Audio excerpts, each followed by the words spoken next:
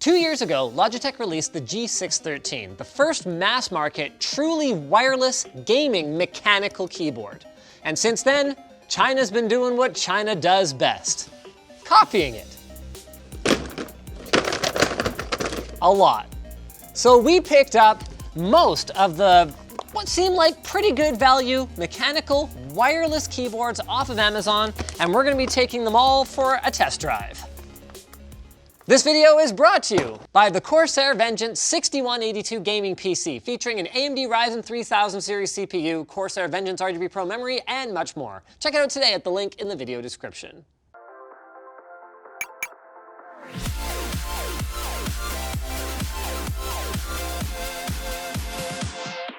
You can tell Gchord took some inspiration from Corsair for their packaging of the wireless mechanical keyboard. Although Corsair usually uses a spell checker. Make sure you got 200 birds of hard disk space, okay? Packaging is not exceptional, but sufficient. I'd expect it to arrive in one piece, or two pieces, as it were. Remember, this is wireless, and it comes with its own 2.4 gigahertz dongle. It can also operate in wired mode, but I was a little disappointed to find that it uses a micro B connector. It does have a braided cable though. And it turns out it's got built-in RGB lighting effects. Everywhere else on the box, it just says mechanical keyboard. But if we look at package contents, it says wireless mecha membrane gaming keyboard. Usually it's advertised as mechanical feel. I would describe the build quality as satisfactory for 60 bucks. Not a ton of deck flex though, especially considering it's a full 104 key size. The on-off switch is on the bottom. That's a bit of a drag. Whoever the OEM for this keyboard is, because maybe it's not Gchord, provides the option with this chassis to have a wrist rest that clips on here, but clearly that was not included in the box. Initial impressions of the switches, not great. I would describe the keycap stability as average at best. I'm happy to see double shot keycaps at this price point though. That means that A, the light shines through, which is good, and B, that legend, whatever you might think of the style of it, is never gonna wear off. Wait,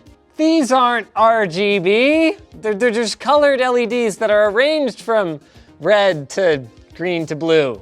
All right, you guys got me. But if you were to tell me, hey, look, this is like a $40 mechanical keyboard and it's another 20 bucks, 25 bucks for wireless, even without RGB lighting, it still doesn't look like a terrible value, at least so far. Let's bring on our next contestant. My favorite thing about the GK89 right out of the box is that they just wear their inspiration from car brands right on their sleeve. Motospeed. People like cars, right? Well, this is a keyboard that's like a car. This looks like it comes from the same damn factory. This is exactly the same keyboard, but with blue switches, isn't it? This is exactly the same keyboard. I totally called it, boys. This OEM has the option to include a wrist rest. You know, one thing I didn't mention last time, but should have? Yeah, they've both got a bit of an undesirable twanginess to them. I do prefer these switches though. They're a Temu as well, okay. Obviously the keycap stability is identical. The wrist rest meets expectations. Actually, no, it's not great, is it? I wish it was a little taller. At the price we paid, I actually quite like this. It's not trying to pretend that it's got a multicolored LED lighting scheme. At $70, it's a bit of a tougher sell, but it's still not terrible. Next, you shall use the GameSir. The GameSir? GameSir. Please tell me it's called GameSir. Oh my God, I love that brand name. So this is using TTC mechanical switch. This is the GameSir GK300 1 millisecond wireless mechanical gaming keyboard. This one's got a big old battery in it. If the specs are anything to be believed, that's more than double the capacity of the first ones we looked at. This is a nice feature. It's got both 2.4 gigahertz and Bluetooth connectivity. So the backlight turns off in a minute and it'll go to sleep in 120 seconds. This is a tremendous gaming slogan. GameSir, gaming is winning. They've clearly never seen me game. And that is a pretty nice looking, fully custom wrist rest, even if it's not especially well constructed. Kind of plonk the rubber feet on the bottom of the keyboard into these little grooves on it here. The power of gravity. Yeah, that's actually kind of ingenious. I like it. Doesn't hold on especially well, but in actual use, I don't see that being a problem. Initial feel impressions are not bad. Reasonable deck flex.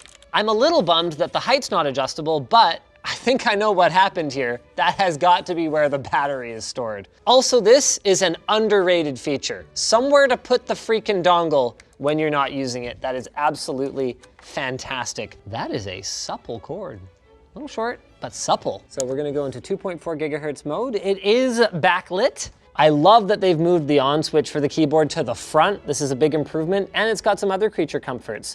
So it's a different color depending on the mode. Blue for Bluetooth, green for 2.4 green hertz. And it blinks red if your battery is low. I'm not a huge fan of not having dedicated indicators for numlock and caps lock. This is a fairly feature-rich keyboard, considering the price point it's at. 55, 65 bucks. The construction of this board doesn't have nearly the same resonance as those other two. I have never tried TTC switches before, so I think I like these better than the Otemu Blues for sure. Even the idea of this thing is pretty darn good for like some generic keyboard off of Amazon. Like it's got these nice rounded corners, super slim bezels on the chassis so it doesn't take up an unnecessary amount of space on your desk. So right and left give us access to different effects, I think. These gaming ones are apparently for PUBG, Apex Legends, and Fortnite. That'll age well when those games definitely stay super popular forever. This ticks a lot of boxes for me at this price point. At the same price, the Velocifire? Yep, the Velocifire VM02WS is gonna have to impress me a lot after my experience with the GameSir. A non-braided cable, but that does include hook and loop fastening.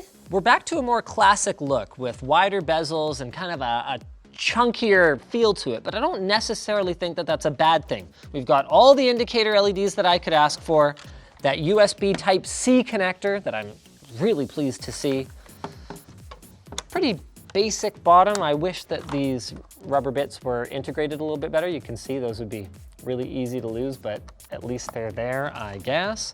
And oh no, we're back to the bottom mounted on-off switch. Overall, it's got kind of a basic corporate-y look and even feels kind of like an office keyboard. This seems, oh yeah, we well over a kilogram. Typists and programmers. These seem to be a brown clone of some sort. As expected, it is brown in color, so that seems to be what they're going for. Many of you will probably know this, but Cherry's patent on the original MX switch design expired a few years back, so you can find pretty much everyone and their dog making clones of their switches now, with everyone adding their own little bit of flavor.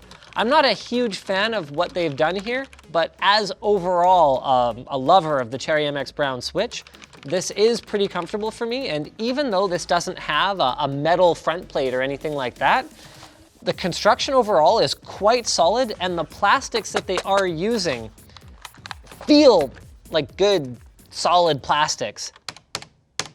No twang whatsoever either. Just like the other ones, it's got backlighting. Unlike the other ones, there's not a lot of control. There's brightness up or brightness all the way down.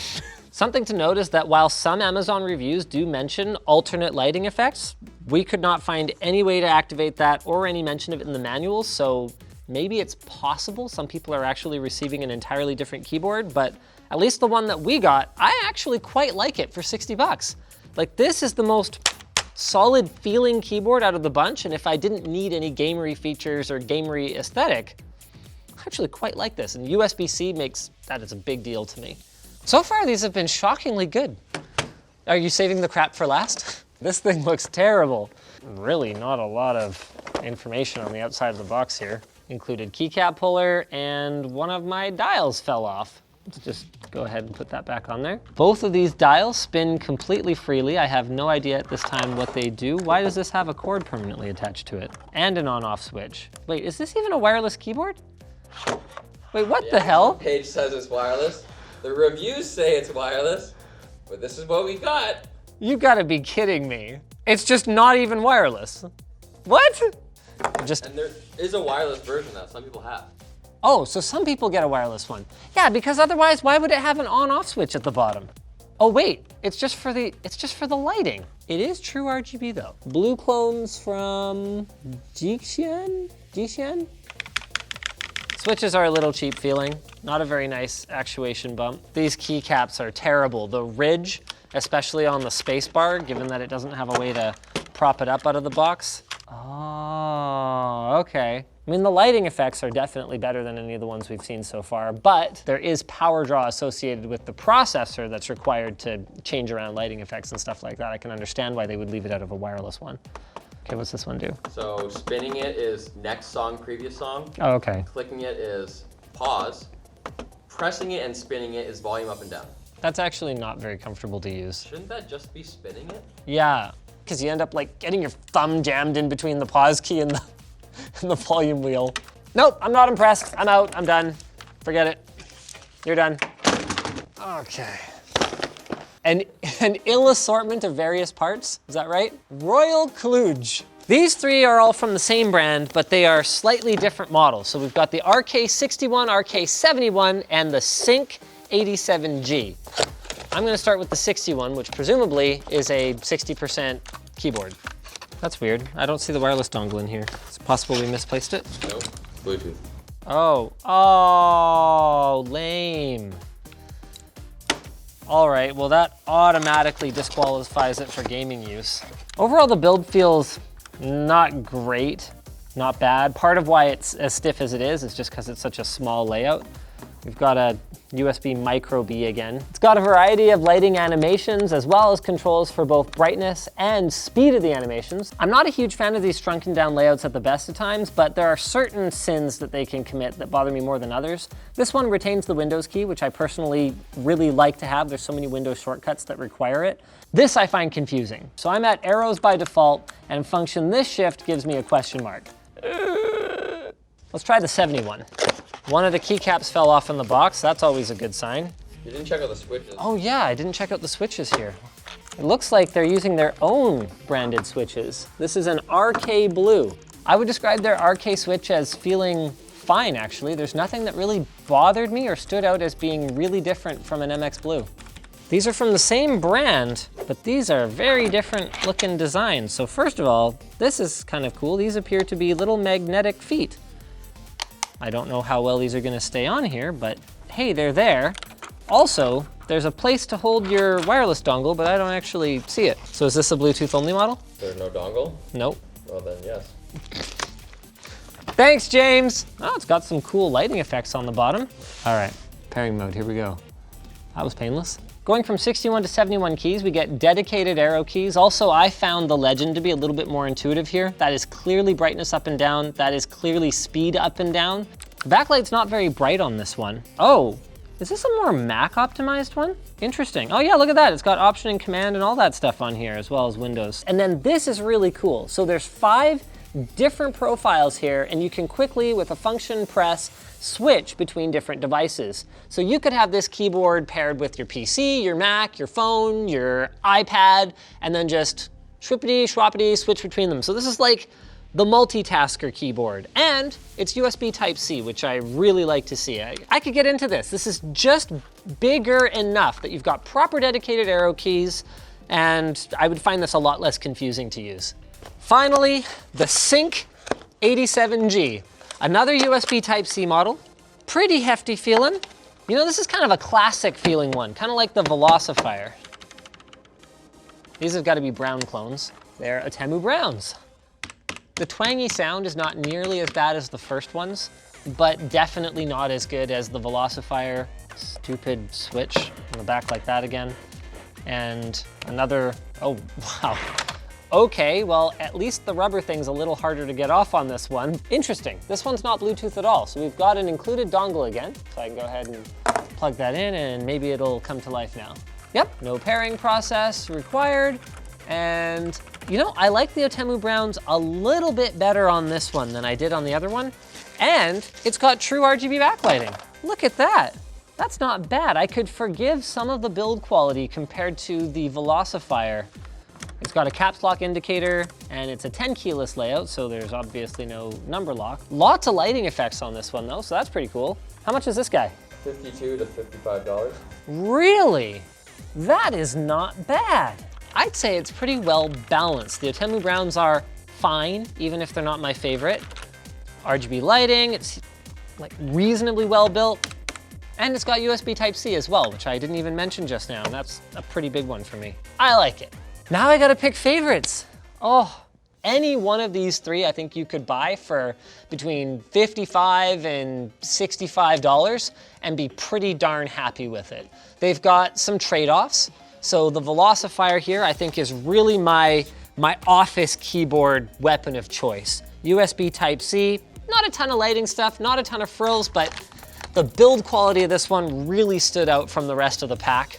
The Kludge 87 ends up being actually kind of like a 10 keyless version of that. It's got great RGB lighting, it's still USB Type-C, and felt pretty darn good to use. And then if I had to give anything the #1 award, I actually ended up really liking the GameSir. It's got a massive battery, it's got good lighting on it. I actually really liked the key switches compared to some of the other off-brand key switches that we checked out today. Right, and I can't forget the dongle holder. How did nobody else include a dongle holder? How much more does it cost to have a little place to stick a USB? I have a special award for the Kludge 71. If I happened to sit at a command station where I had a lot of different devices to use, this is absolutely the one I'd get. And I think they did a pretty good job of balancing making it small and compact enough to carry with you without compromising just basic functionality like arrow keys like they did in the 61. Speaking of basic functionality, one of my basic functionalities is creating epic segues. This video is brought to you guys by FreshBooks, the small business accounting software that's custom built for how you want to work. FreshBooks is a simple way to be more productive, more organized, and to get paid quickly. With FreshBooks, you can create and send professional-looking invoices in less than 30 seconds. You can set up online payments with just a couple of clicks to get paid up to 4 days faster. You can see when your client has seen your invoice to put an end to the guessing games, and you can take the whole experience with you on the go with their fully featured apps for iOS and Android. For an unrestricted 30-day free trial, just go to freshbooks.com/techtips and enter Linus Tech Tips in the How Did You Hear About Us section. So thanks for watching, guys. If you're looking for another video to check out, why don't you look at one of our previous budget roundups. We did one on high refresh rate gaming monitors that you guys are definitely gonna wanna check out. I think I said check out already. That's okay, they're all checked out by now anyway. Hey, got 'em. Yeah, check out our affiliate links and check out on Amazon.com. Check out my hoodie, lttstore.com.